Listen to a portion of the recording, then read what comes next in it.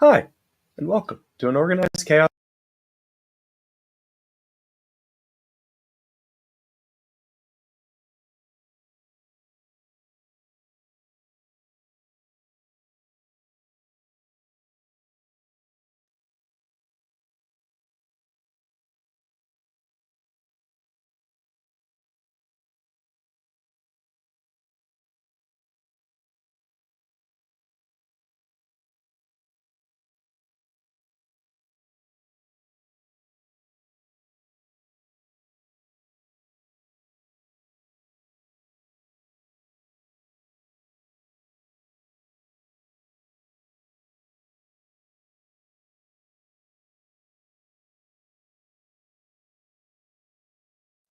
Okay, technical issues with this intro. We'll see how it goes. So, podcast. I'm Bobby Quarters. Chaos is here with me as well. We just wanted to thank you for watching. yes. Hey, Bobby. And hey, and while you're here, make sure to like, comment, and subscribe. You can follow me on YouTube as well as Chaos and the podcast channel, which all three of those channels will be streaming this very show you're about to watch.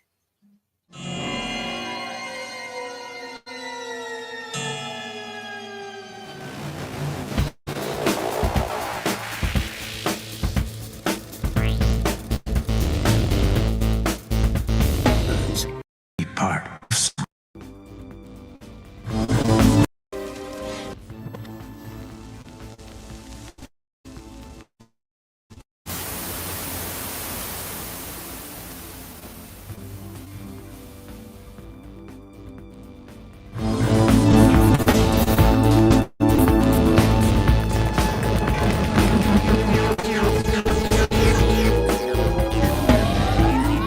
I came with you to be part of something.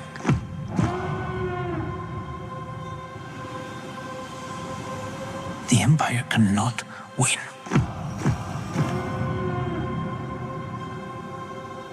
It's a different kind of mission. If it goes up in flames, it will burn very brightly. But if I'm giving up everything, I want to win. We have to. We must stand together. We will be crushed. Resistance is absurd. It's a weapon. They're building a weapon. The monster will come for us all. Revolution is not for the saying. You're right here, and you're ready to fight. There's a future here for those who dare.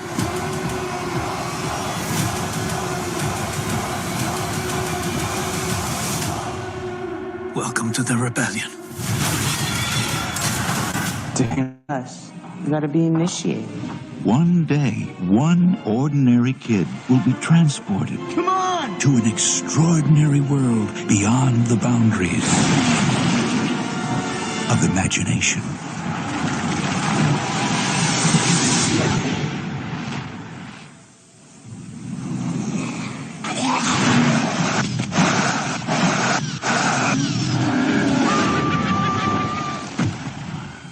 Cool. In this new world, welcome to the other side, You're really a newcomer? ruled by fear. Houston, we have a problem. He is the last hope to bring together 5 legendary warriors How's it going? He is often a bit cranky. who use the forces of nature as their weapons. Wood, fire, earth, metal, and Water. Now, the battle against the ultimate evil the answer lies with you. is about to begin. Come out and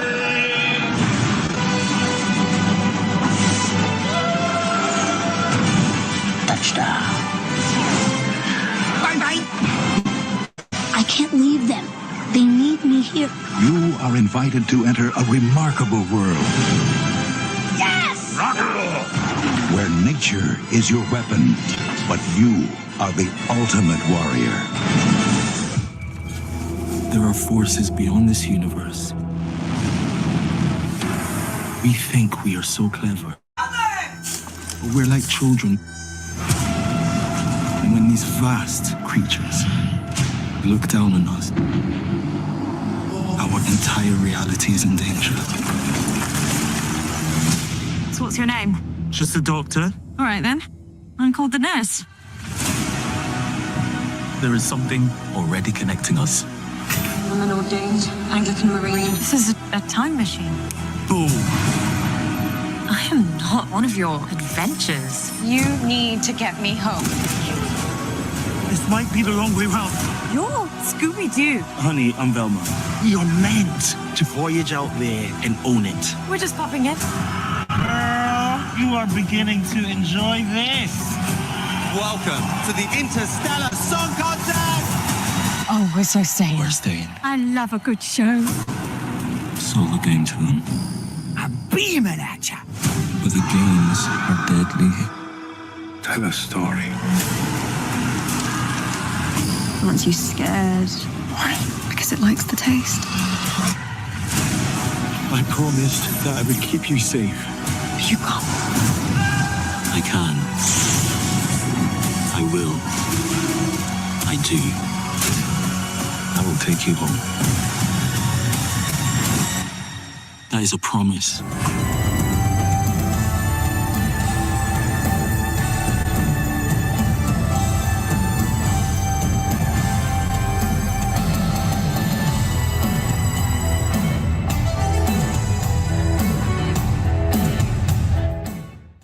I can't do it.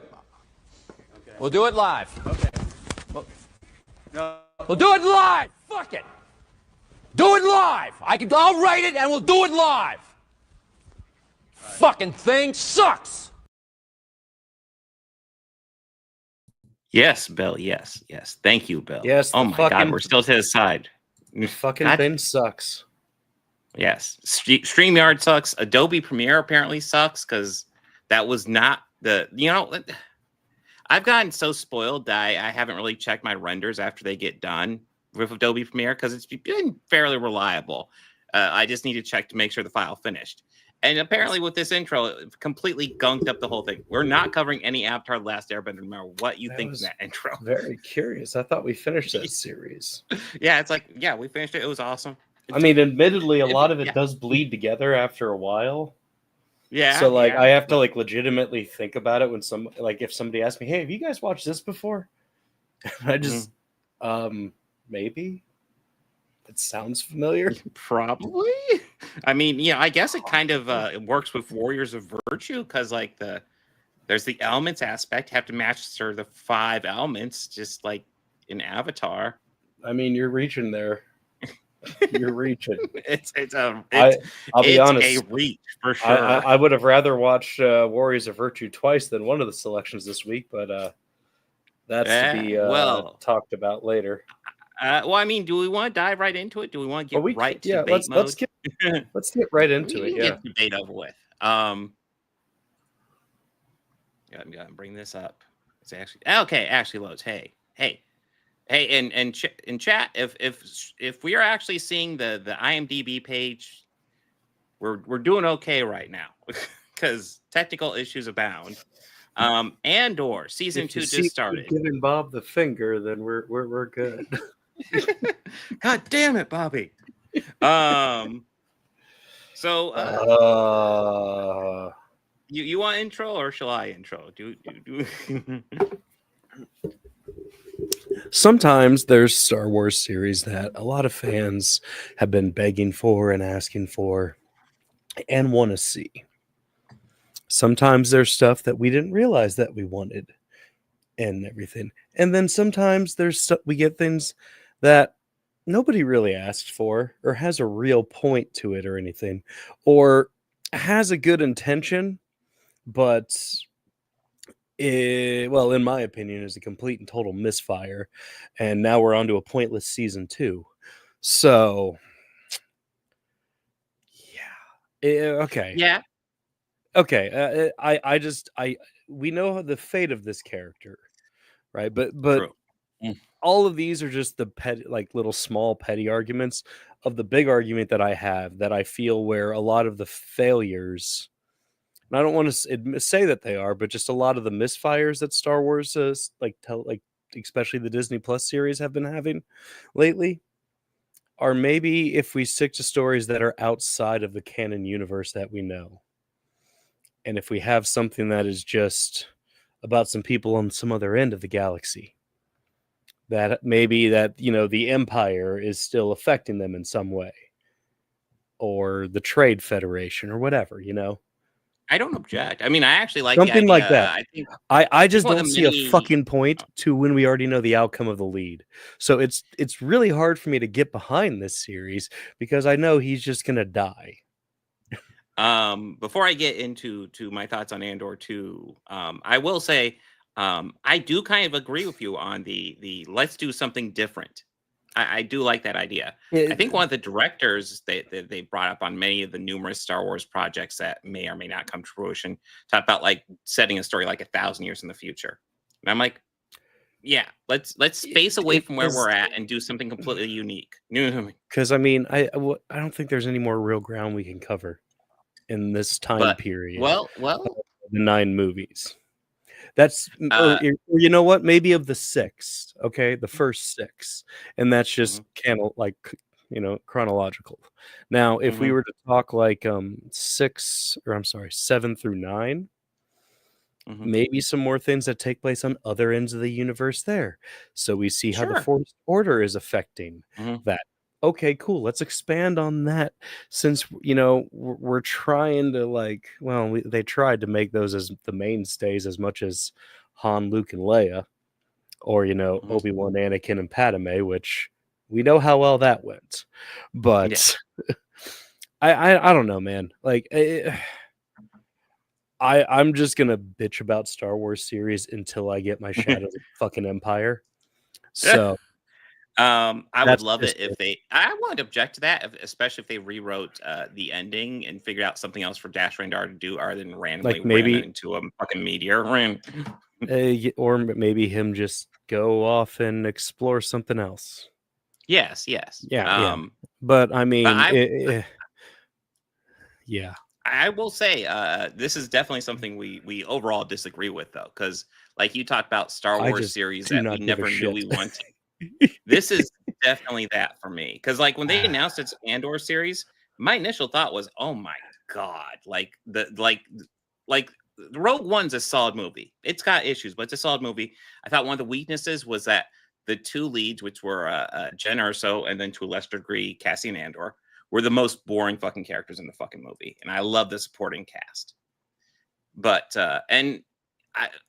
while I will say I like Andor more in this series, I will also say, like, when we're talking about these first 3 episodes, I thought I was much more interested in Mon Mothma's story, seeing how that is evolving and how she has supporters and senators who are dropping off.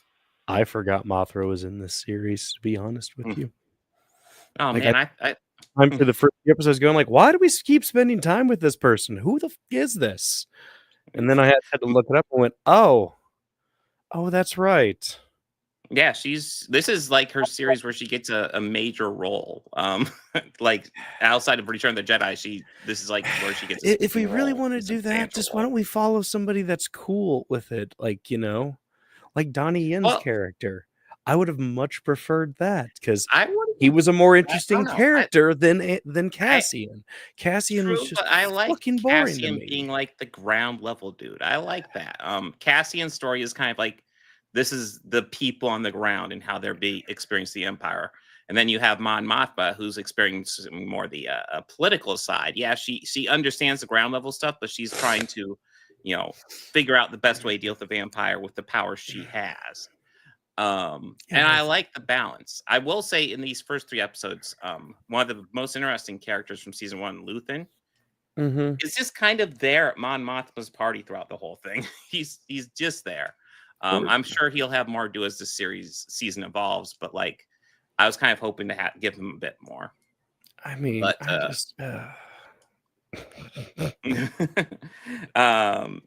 go over a few story sorry, points. man. Yeah, I'm sorry, man. I'm not into it.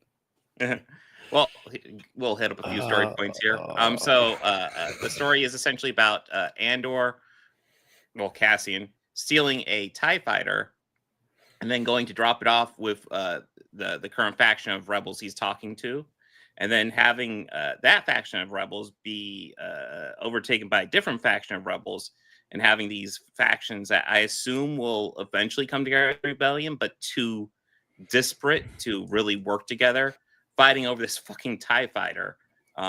Really showing how the Empire really has nothing to fear from the rebellion at this point. Yeah. Stupid. Oh God, yeah, absolutely. That was the point. They are no, not even that. Just I cannot believe we dedicated a whole fucking episode to that. Oh, I feel pretty confident that's going to come back. That's part of the point that they are. I was kind of just hoping that he would circle factions. back and just bomb them and just take care of that problem right there. But then the other story is, of course, Mon Mothma's the wedding of her daughter, and we saw throughout season 1. And I'm not gonna lie, I had to do a little bit of research because I was trying to remember not so much Mon Mothma, but like Bix. Like when she popped up, I was like, oh, her character was in season 1. Who the fuck was she? And I had to look her up. Be like, oh yeah, she's Cassian's ex. That he still has a good relationship with her and her family. Okay, gotcha. Yeah, I completely forgot that.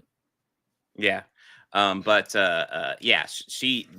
doing essentially a political wedding. She doesn't want her daughter to go through with it, but like the daughter's kind of dedicated. Her husband, who is kind of a aloof dipshit, is 100% on board.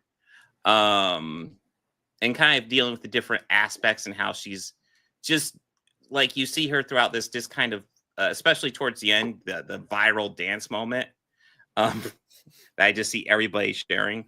It's like, yeah, she's dancing, but like she's disconnected. She's just doing the motions. That was the impression I got of that scene.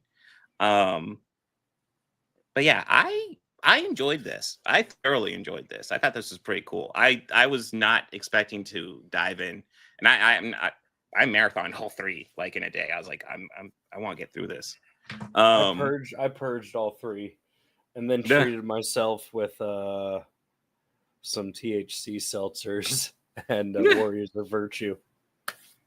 Well, I'm not gonna lie. I was in a much better mood. I probably should have done some THC something for Warriors of Virtue. I told you to do so before.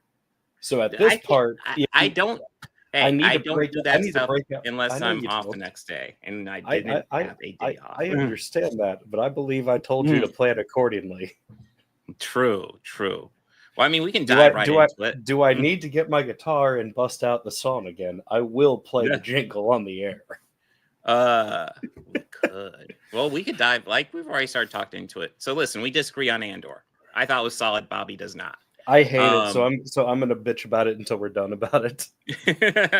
so you'll get some little. If we want to see the birth of the fucking rebellion, let's do a fucking Saul Guerrero series. That would be so much fucking better. And if they were to do this, Guerrero here too. Yeah, okay, a cameo in 1 episode. Yeah, give me the series. I'm rooting for the fucking Empire in this one. Yeah. They brought back my boy, so I'm happy about that. I am happy about that. I'll say that. But we can dive into Warriors of Virtue. That's totally not a dig. That totally didn't make digs at Mighty Morphin Power Rangers. No, this is I'm sorry. Did I say Warriors of Virtues? I meant yes, you did. Teenage Mutant Kangaroo. No, Kung Fu Kangaroos. I've been calling it Kung Fu Fighting Kangaroos. Yeah. Or Kangaroo Kung Fu. Ooh, Kangaroo Kung Fu. There we go. Yeah, this is a movie. Like, it seems vaguely familiar. When I was younger, this came out. Came out after. I think I remember. Interested. Well, if it came out like 5 years earlier, I think I remember I remember the toy campaign more than the advertisements for the movie. Because I just distinctly remember like advertisements for that like gemstone sword. Well, yeah. If you don't know the story, which I mean, I really kind of didn't. This is about a boy who has an injury. His leg is I assume it's like a birth. It's in a brace. It's in a brace. Yeah, he's limping around. Yeah. There's kids who make He's fun of Captain him for it. America in the 1991 version, I want to say. But there's sometimes that but he also is a water boy, so there's a coach who tells him to Yeah. hey man, come on, quit dragging your feet. Oh God. I laughed a little too hard at that. It's like, oh, that's so messed up to say to that kid. Anyways, he's got his friends, but he's also got bullies. The bullies force him to cross this pipe. He gets knocked down into By a sewage this water pipe. That's like the water underneath is like this whirlpool portal thing. It looks that's like all a whirlpool mystical and like portal that has thing, like a but light yeah, shining through it, but yet there's all this where it's I guess that's where the cool kids sewage. come to hang out, and Yeah. they graffiti all over it, and that's how you get in their club. So But he gets knocked into the sewage and portal to the the mystical sewer land. water. Yes. So this could just be Portal to- legitimately a fever dream from swallowing too much sewer water. Oh my God, it could be. It could be. I Holy mean, the shit. first time we get a close up of one of them was just kind of, oh Jesus. What the Yeah, no, like I will say, I think the suits move well. Oh, the practical effects in this are fucking amazing. Yeah. Like the actual look of the kangaroos is kind of nightmare fuel, though. It's kind of no, go back. No, one more. which one? Oh, you'll know. With the giant yak. Yeah. Yeah. That is nightmare. That was nightmare. Yeah. So, oh, and then once we're there, like the kid, like not that often, but every once in a while says something that's like a pop culture reference that I assume is supposed to be a joke, but the problem is the kid hasn't been sold as a jokey character, so every time he does it, throws me off. He's not like the kid in Last Action Hero, I'm not laughing at this kid's jokes. Not like I was at Last Action Hero, but I was laughing. No, I don't think for he other really reasons does a in that joke, one. and then all of a sudden, like 45 minutes in, we are seeing him in this village with the Roos. By the way, they're called the Roos. They're the kangaroo ninjas, whatever. And he suddenly says, "Houston, we have a problem." It's like, is that supposed to be a joke? Is this a jokey kid now? What movie are we watching? But anyways, there's 5 kangaroos fighting. How is he able to make like a pop culture reference? Like, not only that, it's in the advertisement. The bad guy here, who did nothing but a fantastic job of chewing scenery, I have to say, dude. Like when you see the trailer, like you'll notice that they're selling him up as like this big super evil, but like every shot he's in, he is chewing scenery and just being kind of a goofball, and it's impossible to cut that out because that's everything he does in this movie. It's like honestly, to a degree, I was almost kind of rooting for him because he was obviously the one having the most fun in this movie. I actually don't know the name of this actor. There's only 2 actors I recognize in this movie. It's something McFadden. Oh yeah, we should probably get this over with because one of these actors isn't even in there that much.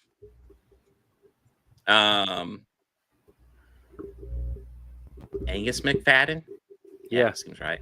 And Doug Jones played one of them. The 2 actors Oh yeah, Doug Jones was one of them. Yeah, but I didn't recognize him until looking at the credits. But yeah, we have Marley Shelton, who's from Scream 4 and 5, which I know she's in a bunch of other stuff. That's mainly where I know her. Her lemon squares are fucked. Yeah, but true.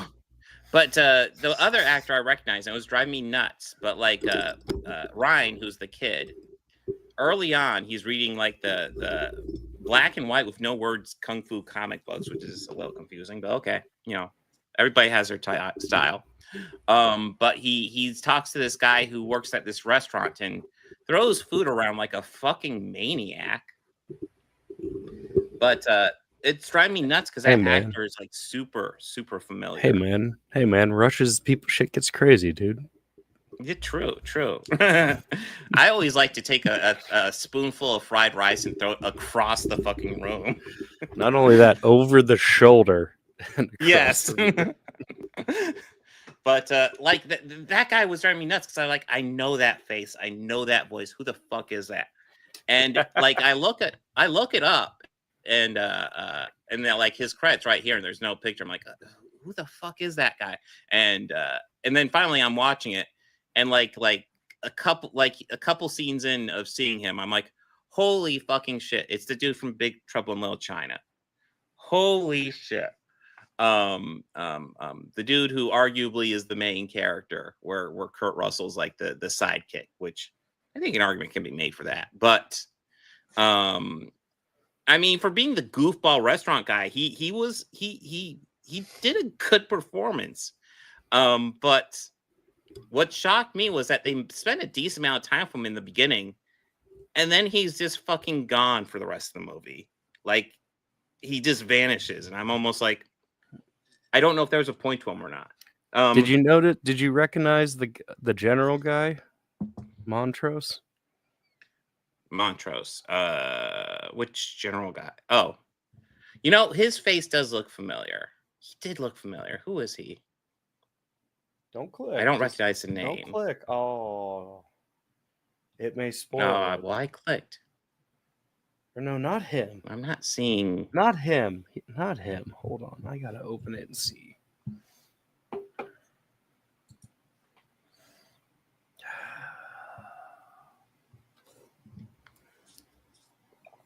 But I will say, there was an element of me, especially during like the first half of this movie, thinking, you know, I bet you like kid me would have really enjoyed this. I probably would have been much more down for this.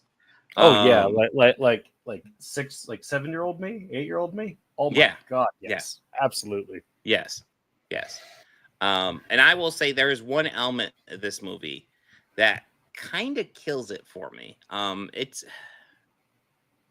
and you'll if you don't know it, Bobby, you'll know instantly what I'm talking about. It's the editing.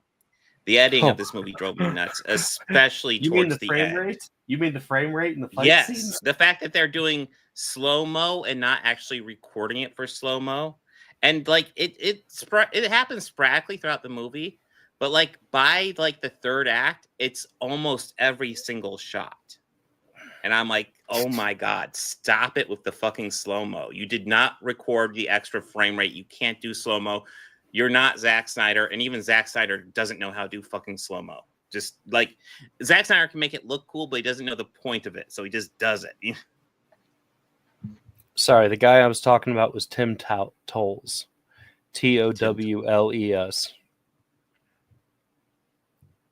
Towles. Oh, okay, Grillo. Now, before you click on that him, guy. He looks click familiar too. Do you?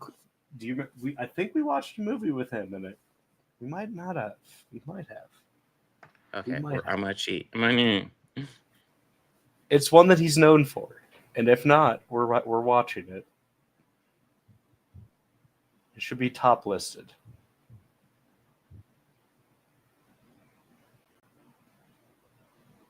House of 1,000 Corpses. It's been a while since I've seen that. That's not top list. Okay, that's the remake. I was like, that's not the top listed one. What, Henry, Portrait of a Serial Killer? Yeah, have we not watched that? No, I've never seen it. Oh God, yeah, he was in Firefly. Okay, yeah, that I was referring to Henry, but since we haven't watched Henry, we are now. You know, I've heard decent things about the remake of Night of the Living Dead, but I don't know. It's tough for me to go back because the original is such a classic. Yeah, that's kind of how I feel about a lot of the different remakes. Well, I mean, I've seen the Zack Snyder Dawn of the Dead, and everybody tells me that's like one of his best movies. And it's like, I guess I agree, but like the original, I'm sorry, is so much better. That's like a souped up, like actiony, yeah, very of the times version of Dawn of the Dead. Yeah, without any of the poignancy of the original. Yeah, exactly. Which is what I love the original for the fact of it being like a perfect summer popcorn movie, it serves that purpose great. Yeah, but I will still watch the original over Zack in Snyder's a heartbeat every time. And I actually love the time. cast of Zack Snyder's Dawn of the Dead. I actually I have nothing against it. Like everything is perfect in that movie. Yeah, It's it a doesn't have fun, like, any action zombie movie. and they try to salt and pepper in some poignant things here and there, and it has none of any of the original. Yeah, George A. Romero was going for a message and pretty much nailing it in that original. And He wasn't going for one with wasn't going for one with Night of the Living Dead at all. He was not going. No, he wasn't at all. That's right. Yeah, I remember reading something about how he wasn't. He but just wanted to make. He just wanted to make a movie, and after that, he was like, "Well, people got a message. Maybe I should tell them something in this one." Yeah. And there is fun fact though, inside of that mall, that where Dawn of the Dead was filmed, which it's mostly about the evils of consumerism. Mm-hmm. Inside of a mall, there is a plaque for George Romero in the mall where they filmed that, and there's like a whole little wing that is like has some memorabilia from that movie inside of a mall.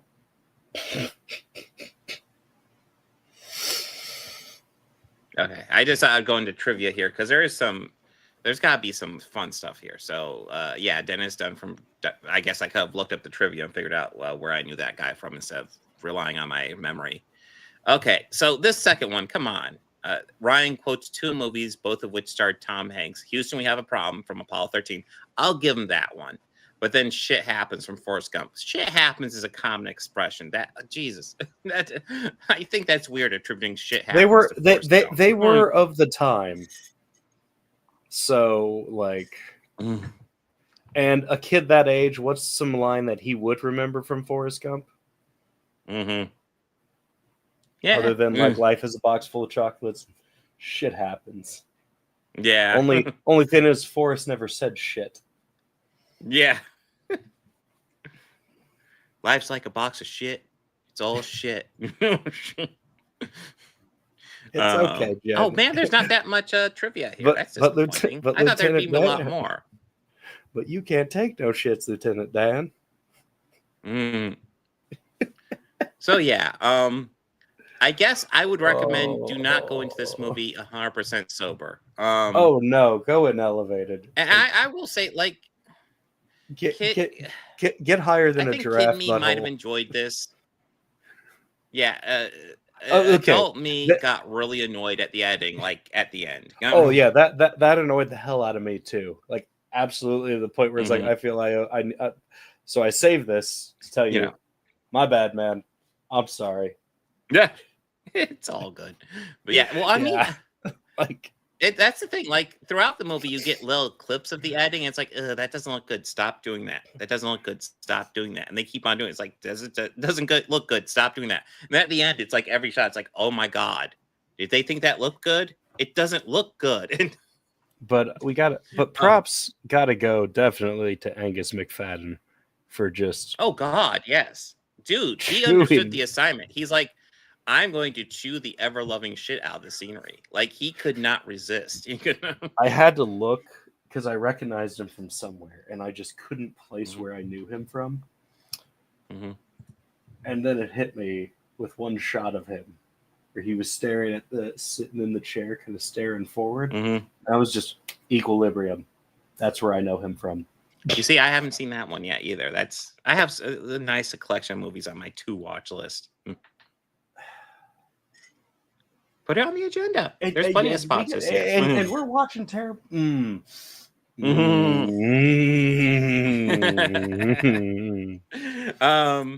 slippery turd, you. Yeah, I'm very slippery. Yeah. I did like when he split into 5 because that was just when I well, I mean, like that effect was actually pretty cool. Like I thought it was pretty funny because obviously, like, they need a fight for each of the 5 of the ruse. Oh yeah, I thought it was kind of hilarious how, like, when he goes there, there's only 4 ruse, but the 5th one has left, and like he tracks down the 5th one and he rejoins the other ones like within like 10 minutes of that happening. It's like, wait, to quote I thought that'd be an arc.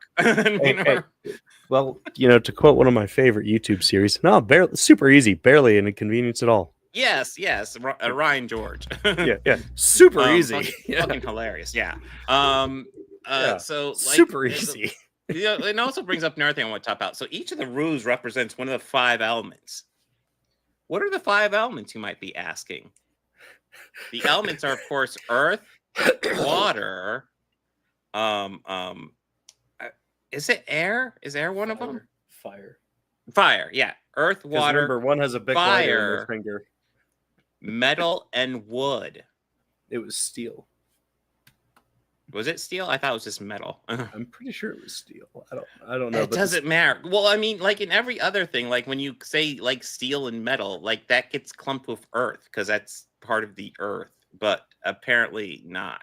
I mean, these are just the fictional elements anyway. Well, but so like, is wood. Such a weird selection. Hey, so is wood and water. Yeah. Oh, yeah. Wood absolutely gets clumped with earth as well.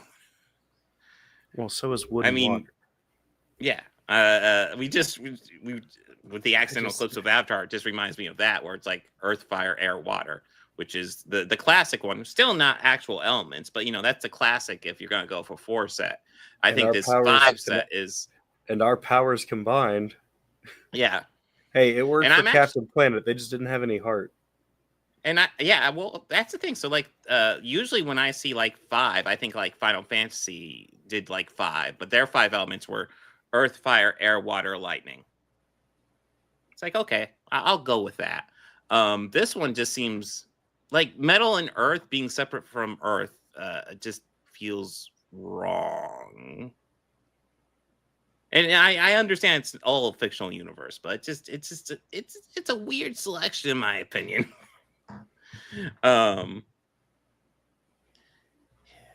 Yeah. Anything you want to add, or are you ready for Doctor Who? Yeah, we could get into Doctor Who.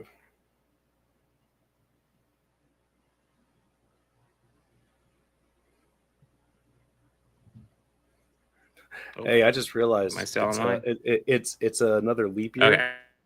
Yeah, I'm here. Can you hear me? So since it's another leap year, all the holidays in theory should fall around. My internet connection is flawless.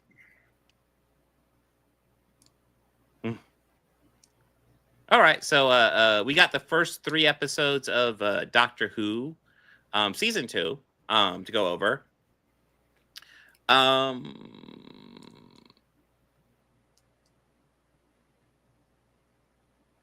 guess I'll just dive into it. Real quick thoughts on each of the 3 episodes.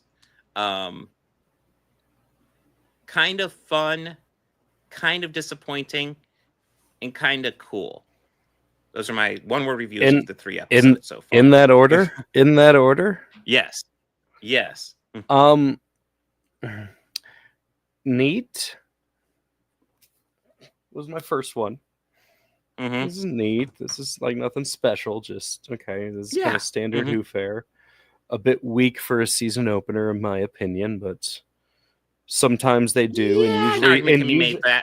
And usually when the weak season opener happens, the follow up, like the 2 and 3, which is usually the 2-parter, is almost always makes up for it.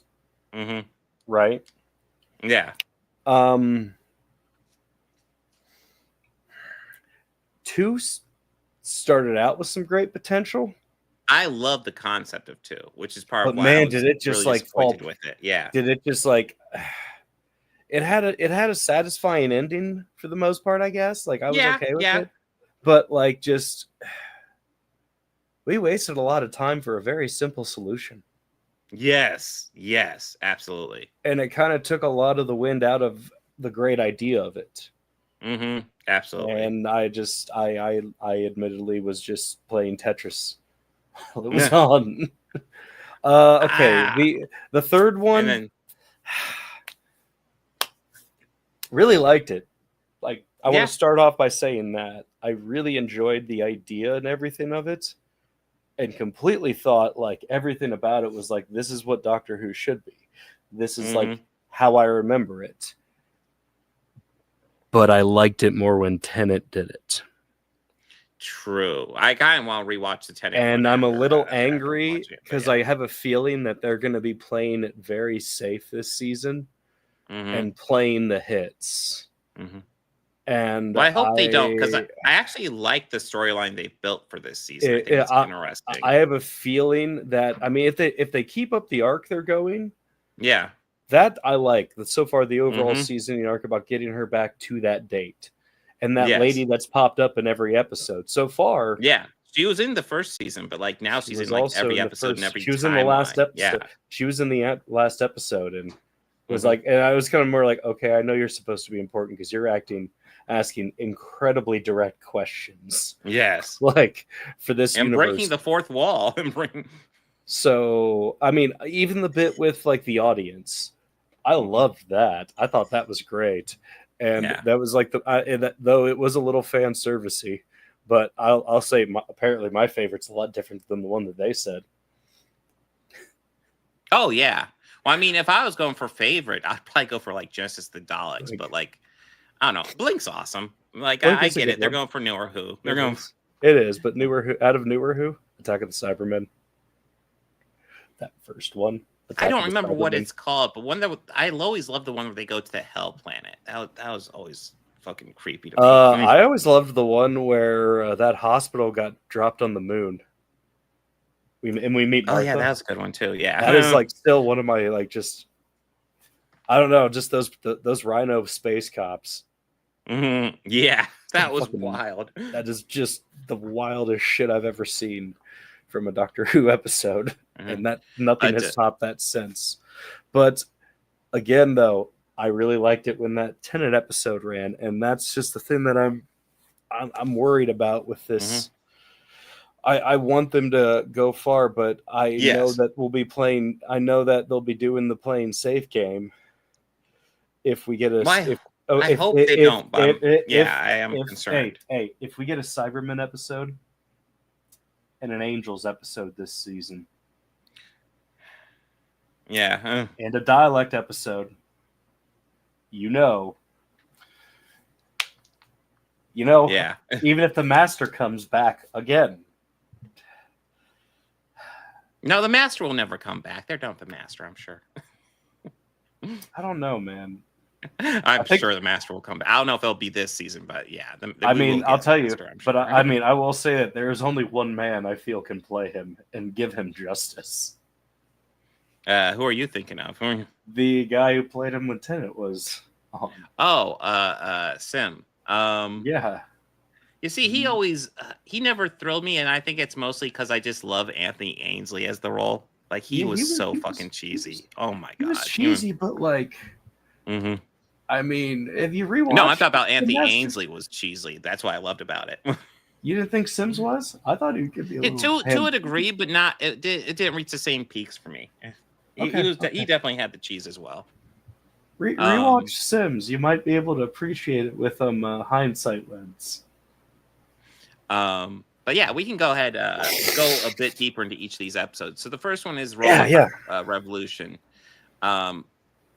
We see Belinda Chandra with her boyfriend 17 years earlier, and he's kind of this cringy, isolated dude who gets a star for her. It's kind of weird and wonky, Doctor Who. But anyways, it turns out like it's very it's very nice and sweet and sappy. Yes, sappy to the point where it's like, Jesus Christ, why are you even with him? Because it's so sappy. I'm like, oh God, this is. See, usually when it gets like that, I just roll my eyes and go, fucking BBC. You just fucking BBC.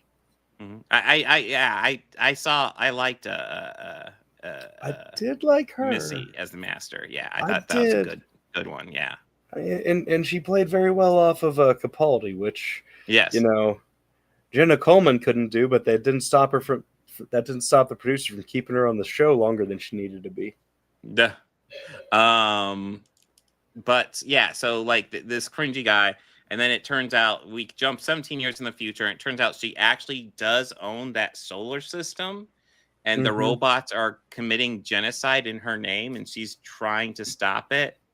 And it turns out that the boy, like, spoiling the whole fucking episode because it's the big twist. Okay. The boyfriend actually went there earlier because there's this weird time distortion in between the planet, and he went there like years and years earlier, conquered the planet, and is just conquering it. And yeah, essentially he's just a giant incel. And it's the whole episode makes fun of incels, and I'm all down for that. Absolutely. Yeah, I am too. The line got a pop out of me, like a loud laugh out loud. I was like, the planet of incels. Shit, that is what it is. Yeah, exactly. And I was down for that. Was kind of fun. No, that was just like, well, they're definitely talking about their online haters. Yeah, they're online haters for sure, and I appreciate that. I have to deal with their online haters regularly, so. But then, yes. But then we got to then I saw the trailer for the second episode. And I was like, oh, that looks cool. So the second episode teases about this cartoon come to life as the big villain. And I'm like, ooh, I love that concept. And the episode opens and I'm pretty pumped, like with the intro where the cartoon Mr. Ring-a-Ding, just this fun character is all of a sudden yelling at his audience and reaching through, and then suddenly we jump to a bit in the future. The movie theater's been shut down. It's the 50s, so the doctor's concerned about segregation, which gets brought up a lot. But the theater's shut down. The audience is pretty much presumed dead at that point. And Mr. Ring-a-Ding has conquered the theater, and the projectionist has volunteered to stay in there and keep them entertained. So the doctor goes to resolve the Mr. Ring-a-Ding thing. This is all pretty solid in my opinion at this point. I'm kind of on board. I'm excited to see how the doctor deals with this cartoon character. Yeah, absolutely. This made me think, okay, cool. This is awesome. Yeah, this is a really creative idea. I love this. Yeah, I am all for this idea. Let's fucking go. Yeah, and then we get a little bit of backstory with the projectionist, which doesn't thrill me, but I'm like, okay, let's see what they do with this. Let's see. And then Mr. Ring-a-Ding traps them in the film reel, and then I swear they spend like half the episode going to different little film talking, there's one where they talk to fans, and then they have to figure out how to become 3D, and I feel like we spend way too much of the episode with them just trying to figure out how to get out of this trap. And then once they're out of the trap, everything gets resolved quickly, as the fans note in the freaking trap. And it's like, really, it was going to be that simple the whole time.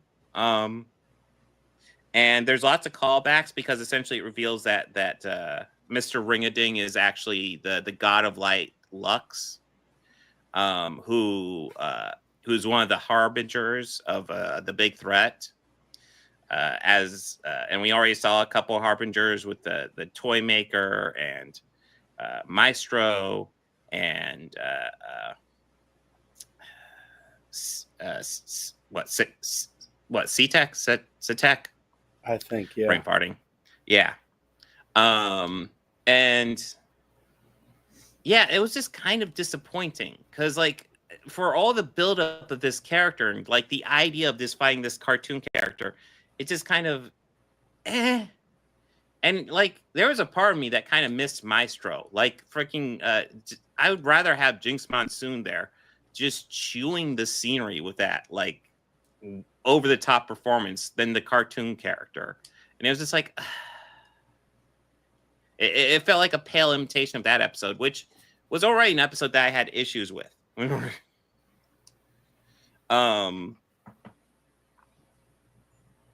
And then I thought The Well was overall a pretty well, hold on. Back to Lux. Back to Lux. Okay. Yeah, just for a moment. No, I completely agree with everything you've just said on that.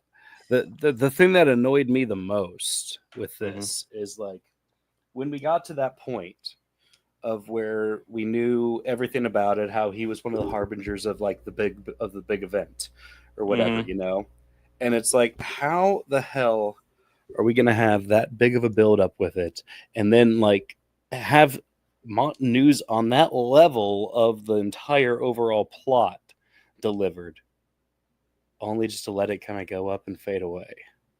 Yeah. And just poof, super easy, barely an inconvenience. That I was so annoyed with. And going into Yeah. the well, I was a little jaded. So that for having Yes. them repeating an episode plot after that, it really kind of pissed me off. Yeah. Because So this is when I binged like 2 and 3 back to back. And mhm. oh man, like I just Lux had such a great potential, but just such a disappointing ending. when I see the when I saw the trailer, I was like, oh fuck yeah, let's do it. Let's have Doctor Who take on a cartoon character. Let's do it. Yes, that sounds awesome. Yeah. Like I haven't been this disappointed in an ending of Doctor Who since that one where he and Martha went back in time to the school, and he was under some spell where he couldn't remember that he was the Doctor, but Martha Oh remembered. yeah. And it had that really creepy goth kid who seemed to be the ringleader of everything. Like everything, a whole bit about the whole demon and everything.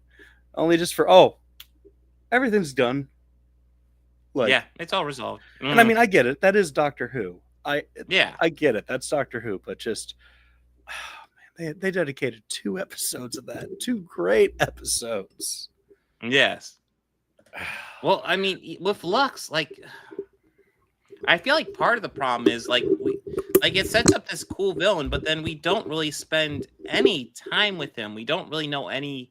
We know he's the god of light and, one of the harbingers, so obviously a villain. But, like, we don't really know, like, what his abilities are. There's not much interaction between the cartoons and Doctor Who, which makes it feel like it's not there, which is a serious issue. Yeah, it just overall disappointed the crap out of me. It could possibly also be just because, maybe he was expensive. Yeah, I figured the animation, it was that.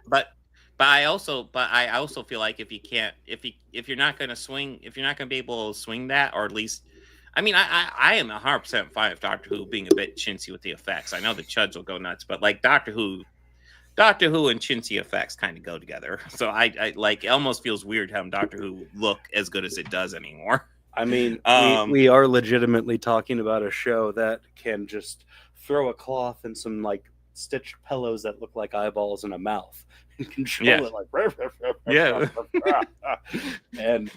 and I'd be absolutely okay with that. Yeah. Oh God, absolutely. But like, and then The Well is overall a solid episode.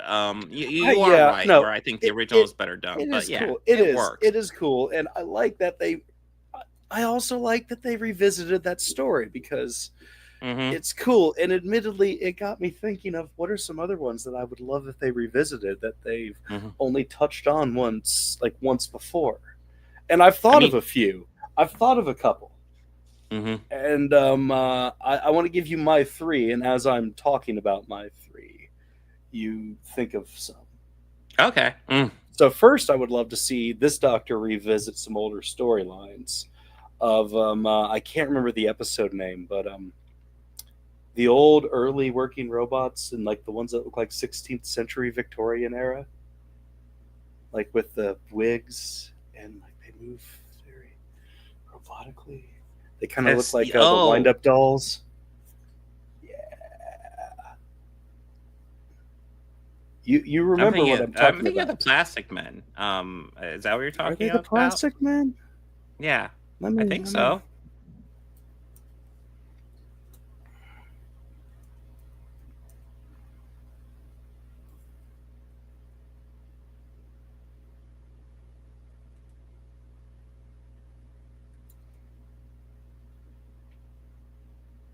Maybe I'm thinking of something else, though, because there was a lot of Doctor Who stories. There are. The Girl in the Fireplace is the episode. Oh, yeah, that is something different, isn't it? Yeah, The Girl in the Fireplace. I don't remember. I mean, yes, let's go back to that magical fireplace. Like, yeah, absolutely. They were called the Clockwork Man and the Clockwork Woman. Like, let's revisit that. Yeah, that's not Plastic Man. That's different. I don't remember what it is. It's been a while, but yes, that's definitely something different. That was a good one, though. You want me to name one? Yeah.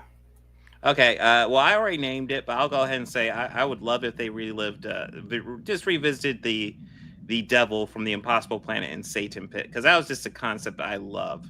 Doctor Who versus the fucking devil.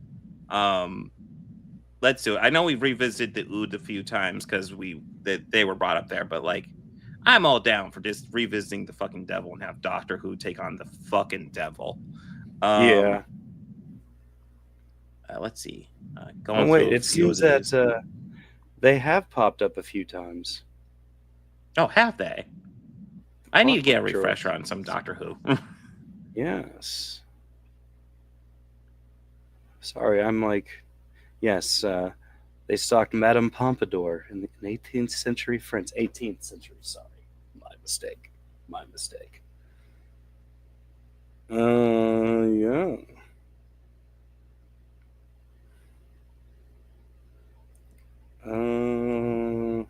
Deep Breath was one of the episodes. Come one, come all to the greatest show in the galaxy. Mm-hmm.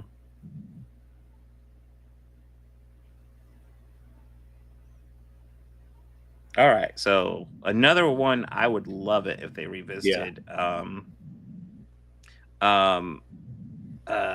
were they called? The Silence. I always thought the Silence was a really creepy idea for a villain. That I agree. That was one. And they just got like that 2-parter, and that was just like, and it was a solid 2-parter, but then that's it. That was just interesting, but you know, yeah, the villains that conquer the world because they essentially, like, the second you're not looking at them, you forget they exist. The strings. The cockroach looking aliens.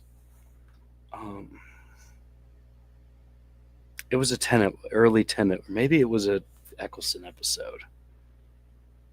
Or no. Maybe just one with the like. Do you remember the episode Gridlock? The traffic jam. Yeah. And there was that race of people that were just like giant cats.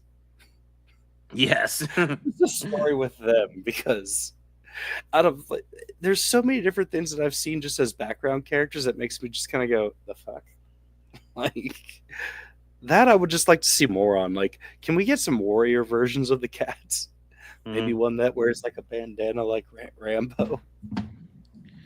Okay, so I have an idea. I wanted to pull from Classic Who, but I feel like Classic Who's been pulled from a lot. So you know what? Yeah. I'm going to cheat a little bit and not actually follow up an episode. I'm going to want to follow up a character.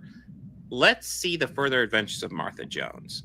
I want to see what happened to her after she left Tenet, and maybe she can do something kind of like Sarah Jane Adventures had for a little bit. I'd be down for that. I agree, because I feel that Martha is like probably one of my top favorite companions. She's a good actress, and I felt like they never did enough of her character. I'd like to see her explored. Yeah. Yeah, no, I wanted to see the character explored more. Unpopular opinion, I didn't really like Donna that much. You see, I like Donna, but I don't love Donna. Yeah, she's okay. I know she's the fan favorite, really, of the Tenet run. I liked her better than Clara. Yeah. I fucking hated Clara. Yeah, I'm much more favorable to Clara, but I don't know. That we can go through the history of companions, but I mean, we could start from reboot on. Yeah, starting with Billy Piper. Yeah, she was first. Rose. Yeah, Rose.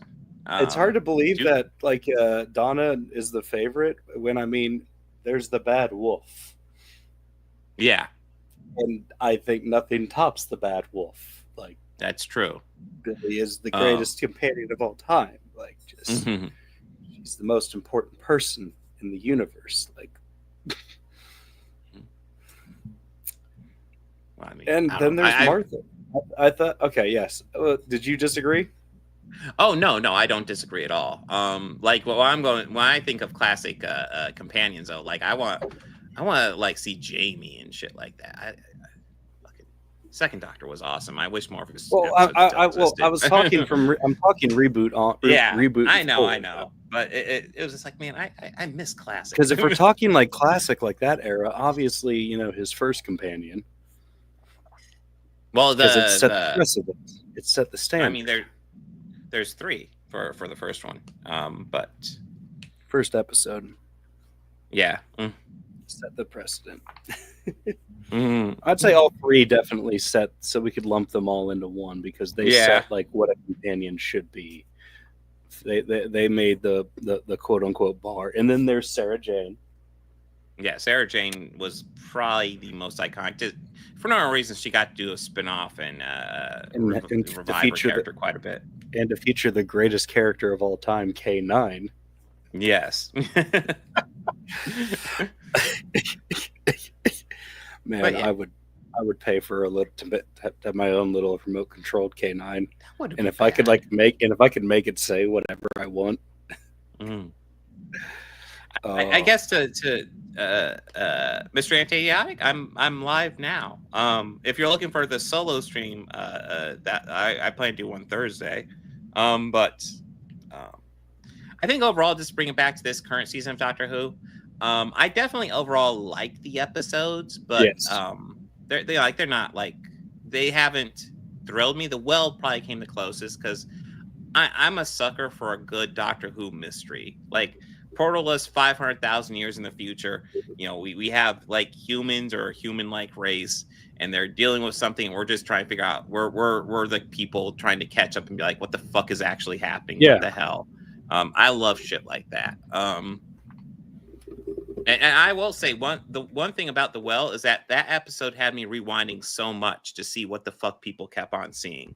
I think the initial shot, I had to rewind it like 3 times where I was like, oh shit, there was something behind her head. I would always kind of catch it, but it would be more like, wait, did I just see that? Was that, wait, what the heck was that? It's one of those things where yeah, it's very easy to miss. It's like you notice it, but like you don't like register it, and you have to look back quite a bit. Yeah, I went back visibly there. I went back every single time just to be like, what the heck is that? Because the first time it happened, it's like, okay, something's off. I can like sense something's off, but I'm not seeing what's off. It doesn't become like, it was there for an instant. The first shot, it was like something like, wait, what?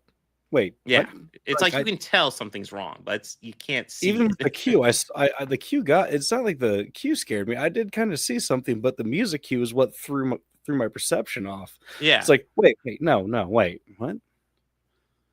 There was something there. Mm-hmm. Then like, okay, well, I'm just gonna have to focus and just see if I see it like the next time in real time. Was it there? Mm-hmm. Yeah, like they did a great job of showing that. Yeah, and even like while I was watching it, I was kind of like, wait, this. Yeah, it's very easy to miss, but it is possible to tell just from the setup and the music cue that there is something wrong there. There's something not right. Yeah. Overall, solid episode. Although you are right, the Tenet. Well, it's tough to follow up Tenet. It was way more scarier, and I think they're definitely under a bit of like a restraint. I feel from the mouse, maybe. I don't know. I don't know about that. But I don't know. We will see. But yeah. So, I mean, to my understanding, the deal of Disney is Disney just distributes it. Distributes it. It's still BBC thing. Yeah. It's all still BBC. To my understanding, yes. Because I can't imagine them giving up their cash cow. No, I can't imagine that either. To my understanding, the Broccoli's will give up James Bond, but you know. Mm-hmm. That was actually kind of shocking. I never thought the Broccoli's would give up that. I never thought they would either. And now I'm just like, oh, God damn it. Now we're going to have fucking Tom Cruise as James Bond. Jesus. Oh, fuck. Don't say that. No. Yeah. There are so many ideas for James Bond. Well, all of those old rules now apply. But hey, dude, we could pitch our James Bond ideas now. Yes. Dude, like. And how big the nostalgia thing is? Get that Bezos money. Hey, I will just go ahead and say this. I saw the tweet where Piers Morgan said, if they cast a trans man as James Bond, he will kill himself. And I just said, casting for a trans man, James Bond, like, we need to see this happen, guys.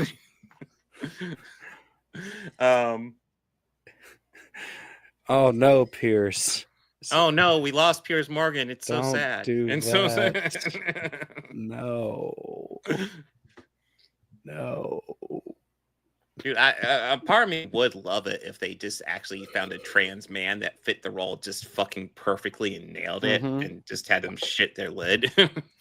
I'm not saying they necessarily need to shoot for that. I want the best person for the job. But Yeah, of course. I would kind of love it if they shit their lid over that one. That would be kind of fucking hilarious. Yeah. Like, but oh, I don't know. It worries me, to be honest.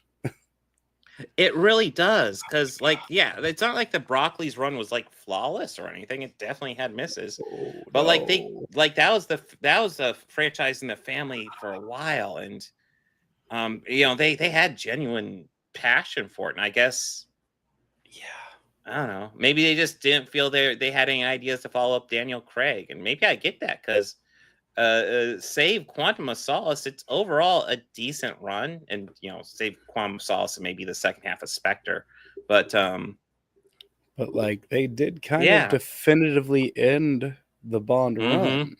Yes. And I mean, if it were to be, it's just a code name, then that is kind of that. Yeah. They would have to. Well, I mean, especially if they follow up in the Daniel Craig universe, it would have to be a code name at that point. But yeah, yeah. I guess maybe they figure they did a pretty good. Well, I mean, they've done so many good James Bonds, but yeah, Daniel Craig. Overall, it's a good run. They've done a lot of good James Bonds, and then they've made Moonraker. Oh God. And A View to a Kill, which should be fucking gold, but God. A View to a Kill.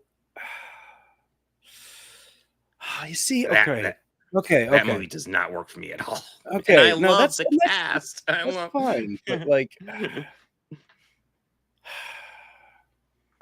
Dalton, unfortunately, is just at that awkward stage in those, and I think you mean Moore, but yeah, Moore was a View. That's A View to Kill is him. That was Roger Moore's last one.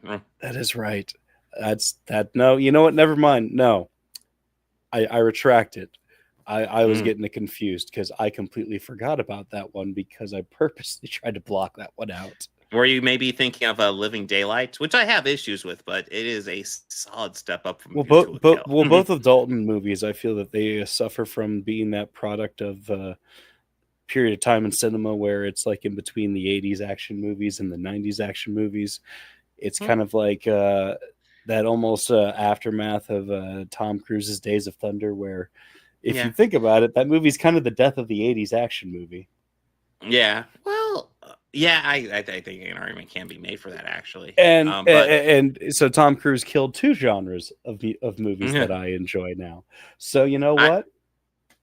I will fight for License to Kill. I think that movie is pretty fucking solid. No, it is fucking solid. Yeah. But it's rough. But you know what it's not as bad as? Never Say Never. Yeah. Yeah. I mean, even though like Moore had some bad ones, but he had some really good ones too. Oh no, Never Say Never Again was such a weird pick because like they're remaking Thunderball, which is not a great James Bond movie to begin with. It's not. But like, it's already a Connery James Bond. We're remaking it with Connery, and I'm like,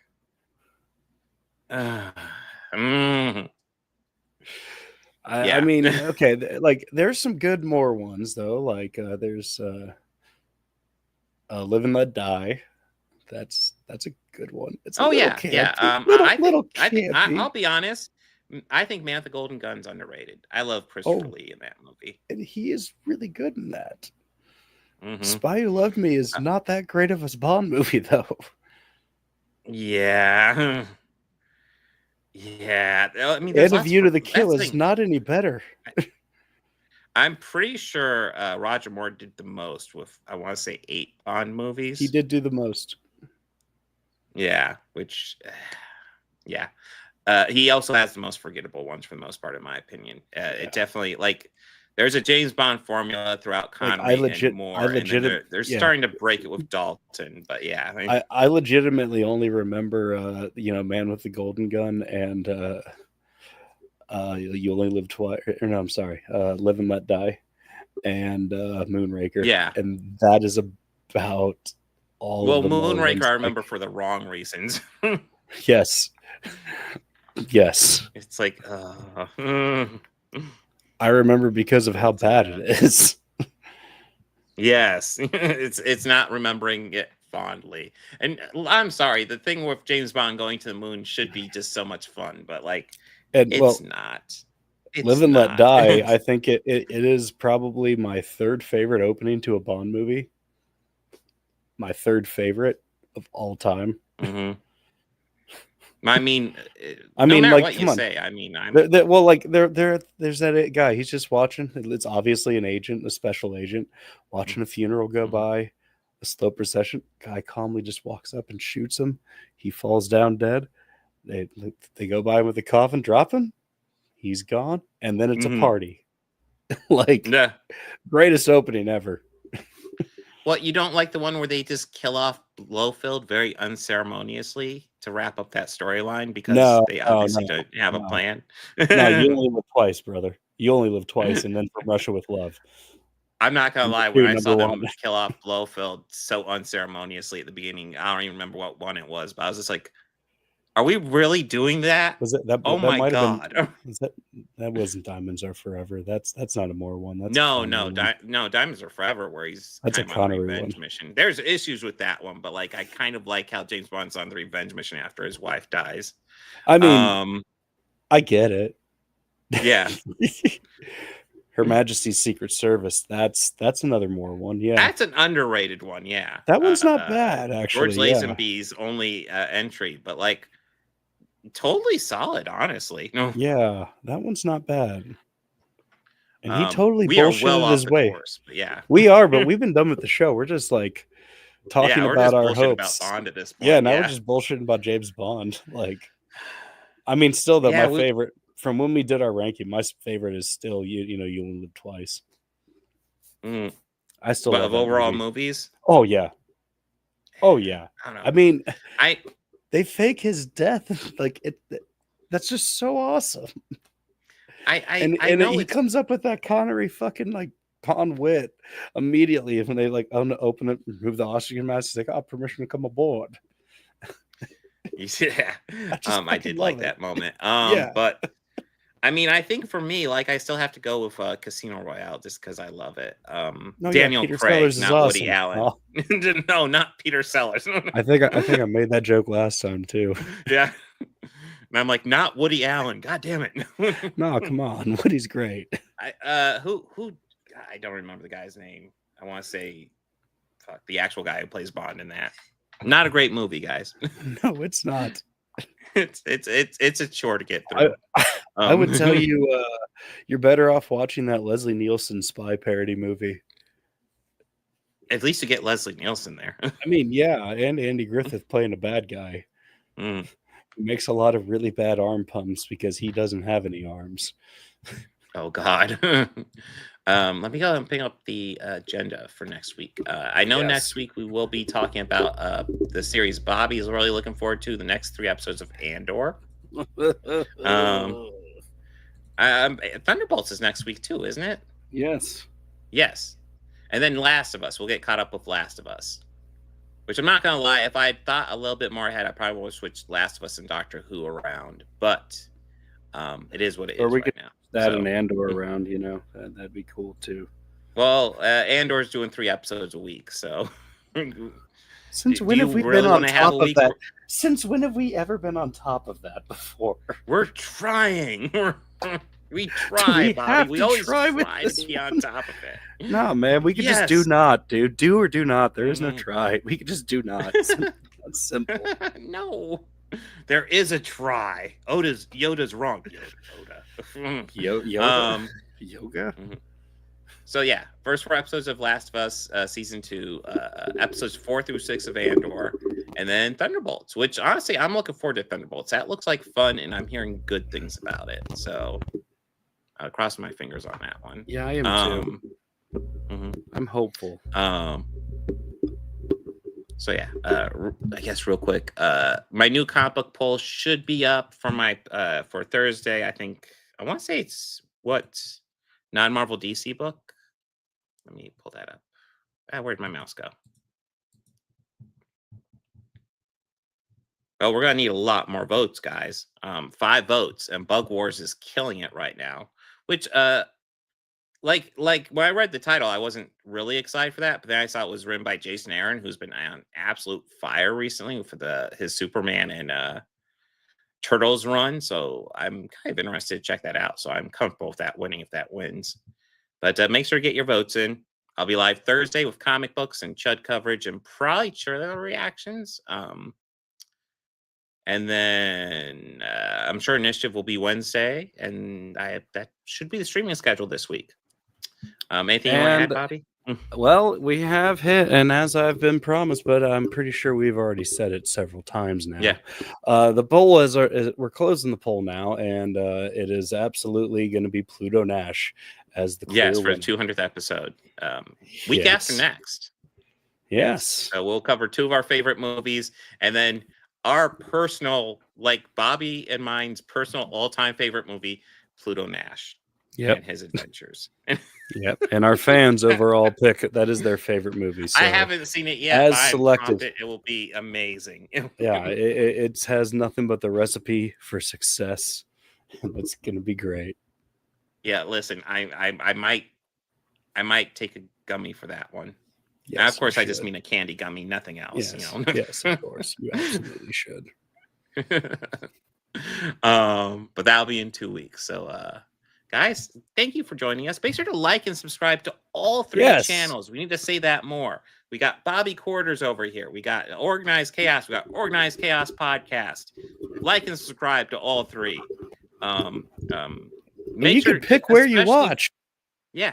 Make sure to especially give Bobby some attention, because you know what? He's not enjoying Andor, and I'm going to make him watch it because I'm enjoying it, and it's in the algorithm, so we're doing it. So give him some love. Help him out through it. Encourage him. Tell him how awesome it is. But yeah, guys, like and subscribe. Thank you for joining us. I'd rather have ones about Jawas picking up pieces of bantha crap in the desert. Like that seems more appealing to me. Oh, don't give him ideas, Bobby. The Jawa Adventures. I mean, that would be. I mean, part of me kind of loves it. I love the bit in Robot Chicken. It's this like 2-second bit where the Jawa walks to the bar. Well, you have to drink martini. Yeah. All right. All right. I mean, they were getting hammered in New Hope, though. I remember there were 2 bellied up there. But guys, talking about Sinners, we talked about Sinners last week. It's excellent. Yeah, we did. It's fucking awesome. Oh, why aren't the grifters talking about Sinners? Because they have no idea how to frame it. That movie is like all the shit they like to complain about. That movie does like so much the crap they like to complain about. And there's only one way they can frame it, but it would call them out. Yes, if they praise it, it's them being fucking hypocrites. If they pan it, they're going to turn against their audience, who, if any of them have seen it, odds are they liked it. There's like no way for them to talk about it, which is kind of the fun aspect of that movie. And I do think it's interesting when you look at their channels and like they haven't touched that fucking movie. It's like, upon watching it, I know why. Oh, 100% know why. Yeah. I'm almost a little curious to go to like the live streams and go like, hey, what'd you think of this? Yeah. Hey, what'd you think of this? Yes. Like they are spam. Absolute massive fucking hypocrites. Yeah. Sinners is woke.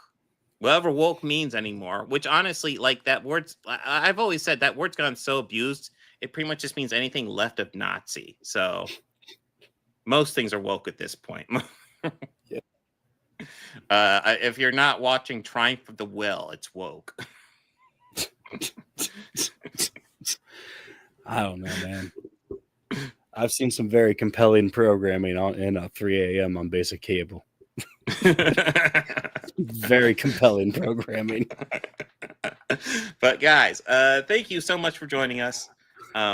Party on. Be excellent to each other. Take care.